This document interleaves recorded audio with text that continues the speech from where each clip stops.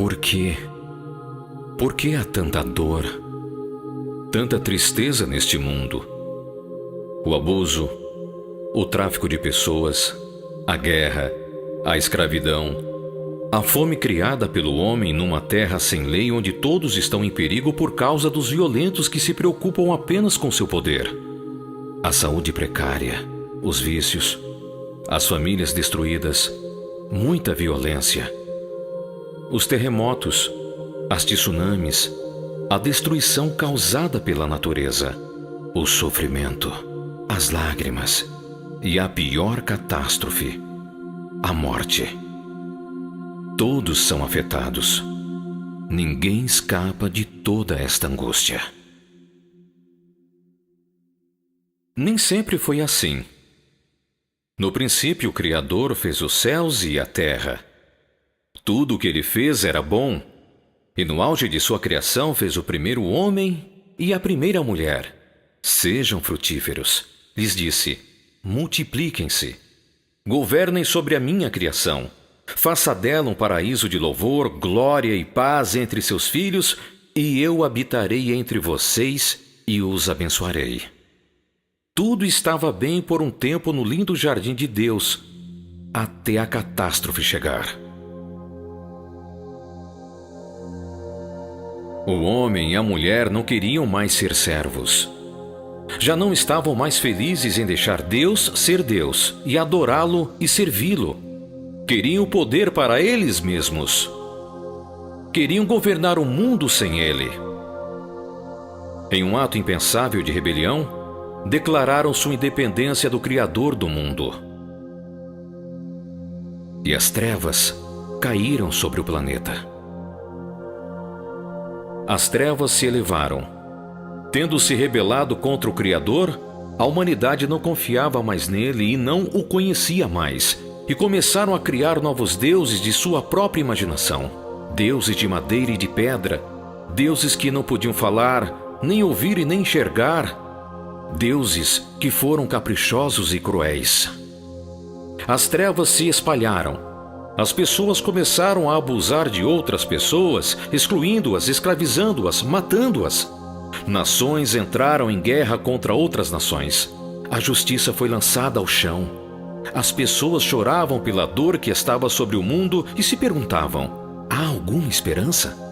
As trevas se espalharam. A terra já não era mais um jardim de prazer. A terra debaixo de seus pés estava amaldiçoada. Espinhos e ervas daninhas cresceram. A terra estava fora de sua ordem. Secas.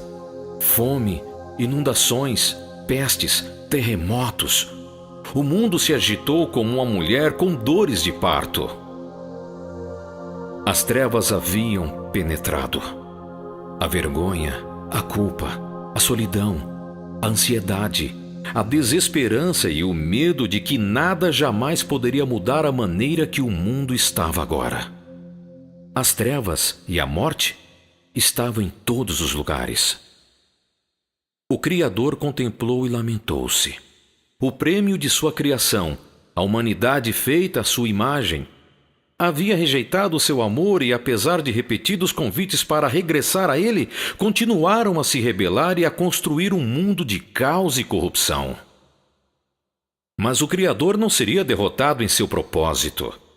Ele amava sua criação e procurou por um homem no qual, por meio dele, pudesse trabalhar para restaurar a terra e toda a humanidade ao seu plano original de amor e beleza.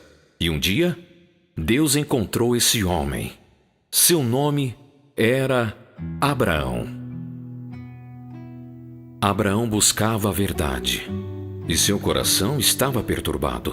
Ao ver os templos e os santuários para os deuses de sua cidade, ele sabia que essas caricaturas do Criador eram falsas e que o Deus verdadeiro era outro, alguém acima destas divindades e ídolos sem vida erguidos diante de todos. O Deus verdadeiro não seria assim. O Deus verdadeiro não seria uma destas imagens grotescas feitas por mãos de homem que os sacerdotes usavam para controlar as mentes das pessoas. Quem é você, Deus? Onde você está? Revele-se a mim, disse Abraão. E uma noite o Criador respondeu: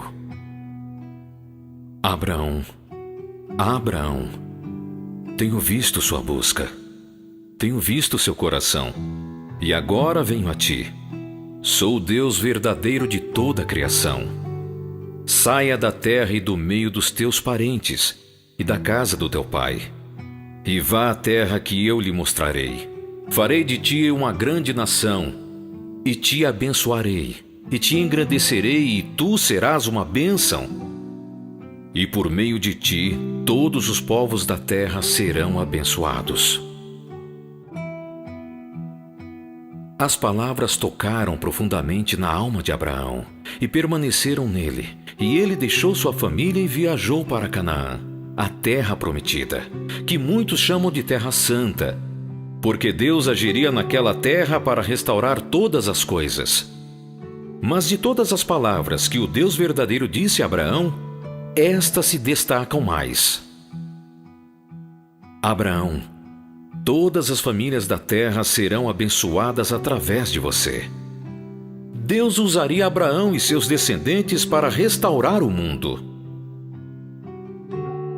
Isto era revolucionário. Era uma mudança. Isto era diferente. Nunca antes se havia dito algo assim no mundo. Ao longo dos séculos, a família de Abraão cresceu e tornou-se uma grande nação. Um dia, o Deus verdadeiro falou aos líderes desta nação e disse: Lembro-me da promessa que fiz a Abraão, e agora estabelecerei o pacto da minha promessa com você. Te abençoarei, e tu serás uma bênção para todas as nações da terra, para trazê-los de volta a mim, e para que o mundo seja como deve ser. Centenas de anos se passaram, e Deus continuou a trabalhar no meio do seu povo e no mundo para a grande salvação que ele traria. E através dos profetas de Israel, ele descreveu como esta salvação viria. Ela viria através de uma criança especial. Porque um menino nos nascerá, um filho nos será dado. O governo estará sobre os seus ombros, e ele será chamado Maravilhoso Conselheiro, Deus Poderoso, Pai Eterno, Príncipe da Paz. Ele estenderá o seu domínio, e haverá paz sem fim. Reinará com justiça e retidão até os confins da terra por toda a eternidade. O zelo do Senhor dos Exércitos fará isso. E um dia, aquela criança nasceu. Nasceu como nenhuma outra criança. Era um bebê milagroso. Nasceu de uma virgem como sinal que esta era a criança especial de Deus que libertaria o mundo de sua dor e sofrimento e traria a salvação a todos os que lhe derem ouvidos e que deixassem seus pecados. Anjos apareceram quando ele nasceu. Pessoas vieram de lugares distantes para adorá-lo. Profecias foram ditas pelos sábios sobre esta criança e as grandes coisas que faria. Este era o Salvador do mundo. E seu nome era Jesus. Quando Jesus tinha 30 anos, ele sabia que era hora de começar sua missão de restaurar o mundo. Viajou entre seu povo proclamando que o tempo havia se cumprido, que o reino de Deus era chegado. O mundo tinha visto as trevas e o sofrimento dos reinos do mundo.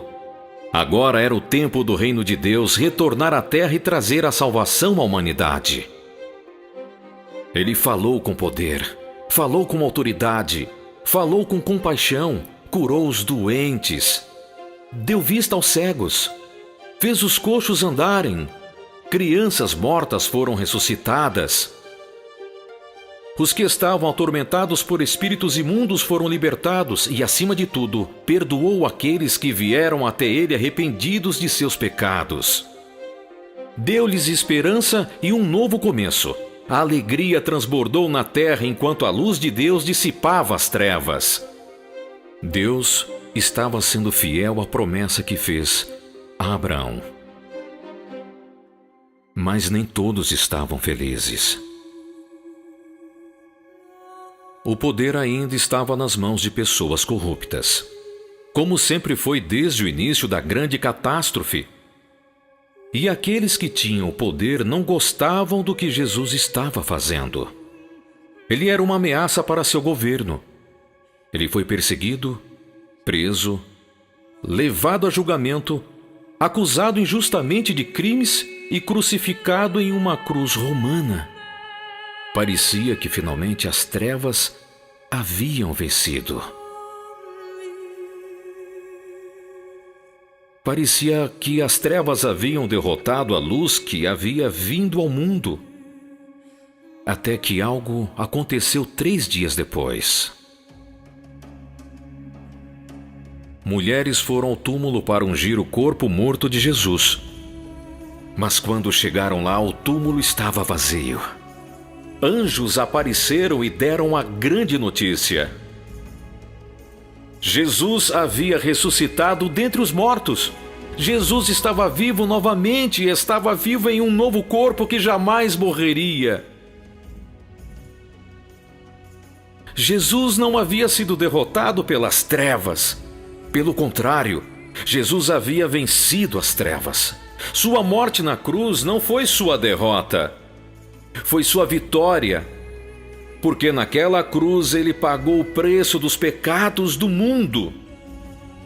E em sua ressurreição, iniciou a nova criação de Deus, que restauraria todas as coisas que foram prometidas a Abraão. Jesus reuniu seus seguidores e mostrou-lhes as marcas em suas mãos e pés onde ele havia sido pregado na cruz.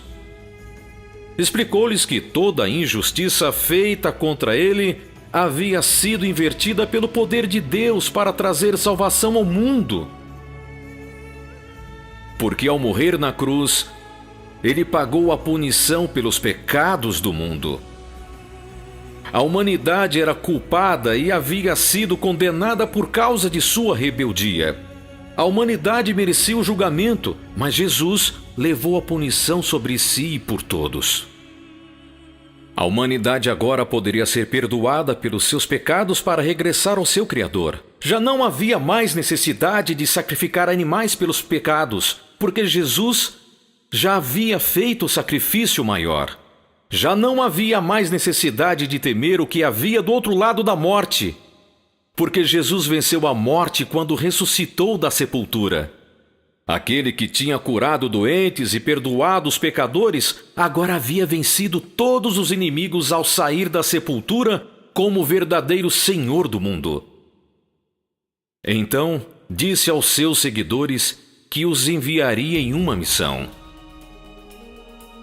Sua missão era dizer ao mundo sobre ele e o que havia feito. Sua missão era dizer ao mundo que seus pecados podiam ser perdoados através dele, que podiam encontrar vida nele, que tudo o que tinha sido perdido por causa da grande catástrofe agora poderia ser restaurado. As trevas entre Deus e o homem poderiam ser dissipadas à medida que as pessoas encontrassem o Deus verdadeiro por meio de Jesus Cristo. As trevas entre os homens poderiam ser dissipadas à medida que as pessoas aprendessem a servir umas às outras com amor, assim como Jesus ensinou aos seus discípulos. As trevas dentro de cada pessoa poderiam ser dissipadas quando o Espírito de Jesus veio com a limpeza, a cura e a renovação. A maldição na criação um dia desaparecerá quando Jesus voltar para fazer um novo mundo de beleza, paz e alegria. Depois que Jesus deu-lhes esta missão, ele voltou ao lugar celestial e foi glorificado como o Senhor do céu e da terra. E agora, como o verdadeiro Senhor do mundo, ele dá poder e guia seus seguidores para espalhar as boas novas de que ele, o Salvador da humanidade, restaurará todas as coisas que foram perdidas na grande catástrofe. Sim, Deus foi fiel à promessa que fez a Abraão, e por meio de seus descendentes, Jesus de Nazaré está abençoando o mundo todo, tal como havia dito. Multidões incontáveis de pessoas abraçaram a esta mensagem de esperança, alegria e vida, e eles, por sua vez, têm espalhado a outros.